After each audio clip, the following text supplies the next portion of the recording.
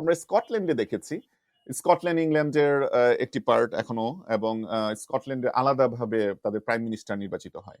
তো লাস্ট যে prime minister উনি রিজাইন করেছেন, বাট রিজাইন করার আগ পর্যন্ত উনি স্কটিশ যেটি প্রধানমন্ত্রী তার সমতুল্য যে পদটা ওরা বলে, আমি এই মুহূর্তে ভুলে গেছি, সেটি উনি হতে পেরেছেন।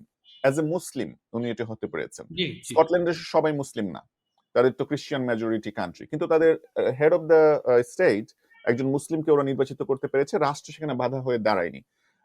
জামাত ইসলামের প্রধান কি একজন অন্য ধর্মাবলম্বী হতে পারেন, এবং ইভেনচুয়ালি উনি কি প্রধানমন্ত্রী হতে পারবেন?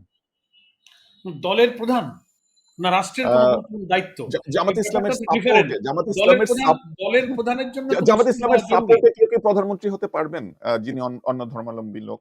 দলের প্রধান, রাষ্ট্রের প্রধান, একটা ইসলামী রাষ্ট্রের ক্ষেত্রে রাষ্ট্রপ্রধান মুসলিম হবেন। রাষ্ট্রপ্রধান, রাষ্ট্রনায়ক, রাষ্ট্রপ্রধান তো তিনি মুসলিম হবেন। এখানে ইমানের প্রশ্ন, আল্লাহর একত্ববাদ, তৌহিদে বিশ্বাসের প্রশ্ন, তাই না? রাষ্ট্রের অন্যান্য দায়িত্ব পালন, অন্যান্য অর্গানের দায়িত্ব পালন করা এক জিনিস, কিন্তু রাষ্ট্রের চিফ তো সেই আদর্শ, সেই মূল্যবাদের মৌলিক বিশ্বাসের প্রশ্ন। সেই জায়গাটা তো ইসলাম সুনির্দিষ্ট করেছে যে ওকে, মুসলিম হবেন একটি ইসলামী রাষ্ট্রের প্রধান। জি, থ্যাংক ইউ। বুঝতে পেরেছি।